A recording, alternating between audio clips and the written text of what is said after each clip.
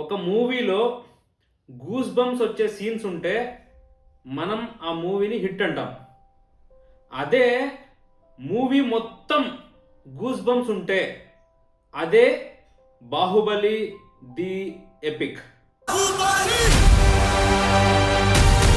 Hi, welcome to my channel. నా పేరు Ramdas.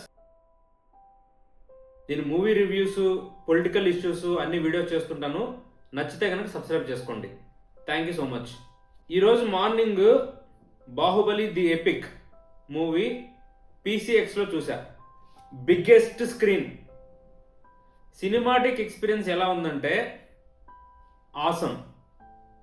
Movie review విషయానికి వస్తే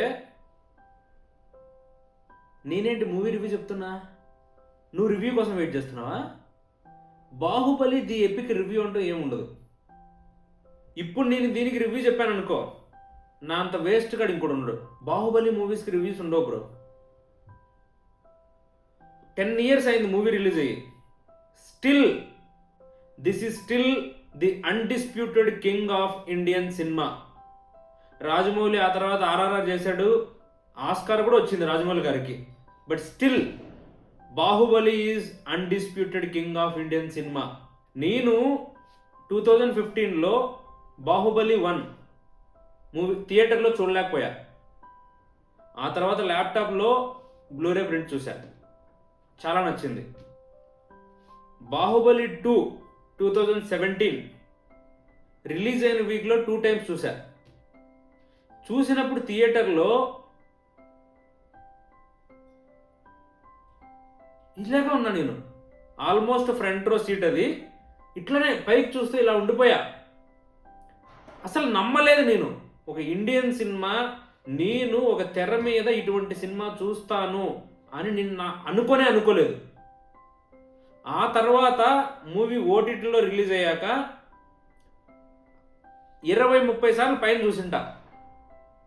20-30 సార్లు పైనే. ఎప్పుడు బోర్ కొట్టినా బాహుబలి చూసేవాడిని నేను. లాస్ట్ 10 yearsలో ఎన్నిసార్లు చూసినా కూడా ఒక్కటే ఎమోషన్ పండాలి అని రాజమౌళి గారు అనుకున్న ప్రతి సిచ్యువేషన్లో నేను ఎమోషనల్ అయ్యా. ప్రతిసారి గూస్ బంప్సే. సినిమా తెలుసు, స్టోరీ తెలుసు, డైలాగులు తెలుసు, స్క్రీన్ ప్లే తెలుసు, అయినా కూడా గూస్ బంప్స్ వస్తాయి. ఇప్పుడు కూడా అదే జరిగింది. ఇప్పుడు ఇంకా ఈ స్క్రీన్ మీద, ఆ బిగ్గెస్ట్ స్క్రీన్ మీద పీసీఎక్స్లో ఆ క్వాలిటీ కానివ్వండి, కలర్ గ్రేడింగ్ మళ్ళీ చేశారు వాళ్ళు, సౌండ్ డిజైన్ మళ్ళీ కొత్తగా చేశారు. ఇవన్నీ చూస్తుంటే 10 years అయింది ఆ మూవీ వచ్చి, అలా అయినట్టే లేదే. అసలు 10 yearsలో ఎన్ని మూవీస్ వచ్చాయి? ఎంతమంది బాహుబలి చేయాలని అనుకున్నారు? ఎన్ని బాహుబలి లాంటి మూవీస్ వచ్చాయి? ఎన్ని 100 కోట్లు పెట్టారు? అవుట్పుట్ వచ్చిందా? రాలేదు. ఈ సినిమాలో పనిచేసిన ప్రతి ఒక్కరూ మనసు పెట్టి డెడికేషన్తో సింగిల్ మినిట్ రాజమౌళి గారు చెక్కారు మూవీని. లిటరల్గా చెక్కారు. రాజమౌళి గారు నెక్స్ట్ మహేష్ బాబు గారితో చేయబోయే మూవీ అది 4000 కోట్లు చేయని బ్రో. నాకు బాహుబలినే ఇష్టం. బాహుబలిని మించే మూవీని రాజమౌళి తీస్తాడని నేను అనుకోవట్లేదు. దాంట్లో ఉన్నటువంటి ఎమోషన్, దాన్ని మనం చూసినప్పుడు వచ్చిన హై మళ్ళీ వస్తుందంటే నేను నమ్మను. ఇంతకంటే మంచి మూవీ రావచ్చు, ఇంతకంటే బెస్ట్ సీన్స్ ఉండొచ్చు, కానీ ఆ ఎక్స్పీరియన్స్ మనం ఏదైతే ఫస్ట్ టైం మనం స్క్రీన్ మీద చూసి ఇంత గ్రాండ్గా ఒక సినిమాని తీయచ్చా, మన సినిమాని, మన రీజనల్ సినిమాని ఇంత గ్రాండ్గా తీయచ్చా అని అనుకున్నామో ఆ ఫీలింగ్ అయితే రాదు. I'm 100% sure. చూడండి, టైం దొరికితే బాహుబలి ది ఎపిక్ థియేటర్లో ఇంకొకసారి పాత జ్ఞాపకాలు నెంబర్ వేసుకుంటూ చూడండి.